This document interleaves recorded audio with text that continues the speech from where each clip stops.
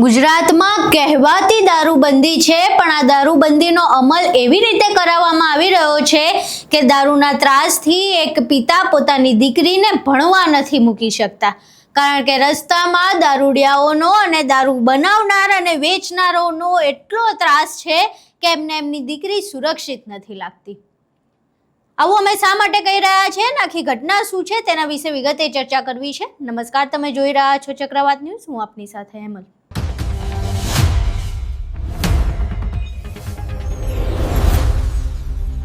ગુજરાતમાં એક ગામ છે વિભાનેસડા ગામ। આ વિભાનેસડા ગામમાંથી એક પિતાની વ્યથા સામે આવી છે। આ પિતાને પોતાની દીકરીને ભણાવવી છે, પરંતુ એ નથી ભણાવી શકતો। એને એ દીકરીને ઉપાડી લેવી પડી, એને ડ્રોપ આઉટ કરાવવું પડ્યું। શા માટે? તો દારૂડિયાઓના ત્રાસથી। એક તો એક ગામમાં દારૂ બનાવનાર, દારૂ વેચનાર અને દારૂ પીનાર ત્રણેયનો એટલો ત્રાસ છે કે એમને એમની દીકરી, જે ફૂલ જેવી એમની દીકરી છે, એમને સુરક્ષિત નથી લાગતી, અને એટલે એમને એવું લાગ્યું કે આના કરતાં સ્કૂલેથી ઉડાડી દેવી વધારે સારી। અને આ પિતા એવી વેદના ઠાલવી રહ્યા છે કે જો આ દારૂ બંધ નહીં થાય તો ગામમાં એકેય પિતા પોતાની દીકરીને ભણાવી નહીં શકે। અહીં પહેલા એ પિતાની વેદના સાંભળીએ। મારું નામ ઉદયસિંહ અનુપજી છે। મારી દીકરી મોડાવેલી ભણવા જાય છે, એટલે આ દારૂડિયાના ત્રાસથી અમારી દીકરી અમે ભણવા મૂકી શકતા નથી, કારણ કે દારૂનો બહુ ત્રાસ છે અને દારૂ ગાળવાવાળાનો બહુ ત્રાસ છે।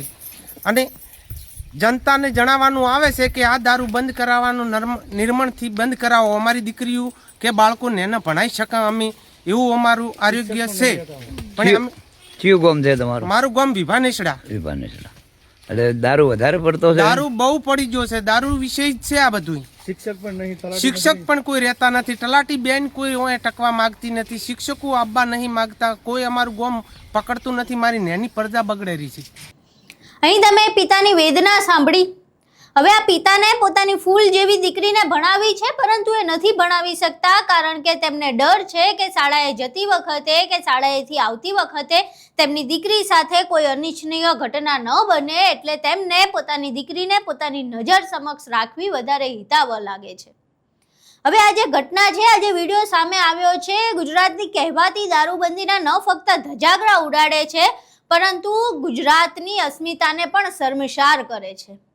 અત્યારે આપણે ઠેર ઠેર પ્રવેશોત્સવના ધીંગાણા જોઈએ છીએ, ધતિંગ જોઈએ છીએ। શિક્ષણ મંત્રીથી લઈને તમામ લોકો, જે નેતાઓ છે ભાજપના, એ પ્રવેશોત્સવના નામે ધતિંગ કરતા આપણને જોવા મળ્યા હશે, પરંતુ આ ગામમાં એક દીકરીને ઉપાડી લેવી પડી છે શાળાએથી, કારણ કે ત્યાં દારૂનો ત્રાસ છે।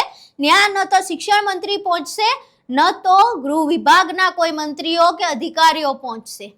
ખાલી મોટી મોટી વાતો કરવામાં આવે છે ગુજરાતમાં દારૂબંધીની, પરંતુ અમલીકરણ ક્યાંય દેખાતું નથી। આ વિડીયો શિક્ષણ મંત્રી રીવાબા જાડેજા સુધી પહોંચાડજો, જેથી એમને ખબર પડે કે ગુજરાતમાં દારૂડિયાઓના અને બુટલેગરોના ત્રાસથી એક બાપે પોતાની દીકરીને શાળાએથી ઉપાડી લેવી પડી છે। આ વિડીયો ગુજરાતના ગૃહ રાજ્યમંત્રી અને નાયબ મુખ્યમંત્રી એવા હર્ષ સંઘવી સુધી પણ પહોંચાડજો, જેમને કદાચ જો શિક્ષણનું મહત્વ ખબર હોય તો એમને ખ્યાલ આવે કે દારૂના ત્રાસથી એક દીકરી પોતે ભણી નથી શકતી। બધાના એવા સારા નસીબ નથી હોતા કે ગ્રેજ્યુએશન ન કર્યું હોય તેમ છતાં નાયબ મુખ્યમંત્રી સુધીનું પદ મળી જાય। કદાચ ગ્રેજ્યુએશન ન કર્યું હોય કે ગ્રેજ્યુએશન કર્યું હોય ને તોય ગુજરાતના અનેક એવા યુવાનો છે જે નોકરી માટે વલખા મારે છે, અને આ દીકરીનું ભવિષ્ય પણ કદાચ અંધકારમાં જઈ શકે છે। એટલે નાયબ મુખ્યમંત્રીને અમારી વિનંતી છે કે જેમ તમારા બાળકો અંગ્રેજી શાળાઓમાં ભણે છે, એમ આ બાળકો કમસે કમ સરકારી શાળામાં ભણી શકે એવું વાતાવરણ તો ઊભું કરો। કહેવાતી દારૂબંધી છે તો એ દારૂબંધીને અમલમાં લાવો। ગુજરાતમાં દારૂબંધી છે તો એને હકીકતમાં દારૂબંધી જેવું કંઈક ગ્રાઉન્ડ સ્તરે તમે લાગુ કરાવો, તો આ જે બાપ છે, બાપને પોતાની દીકરીને ભણાવવી નથી પડી રહી, એમને ના છૂટકે એમને શાળાએથી ઉપાડી લેવી પડી છે, એવી તકલીફો ના આવે।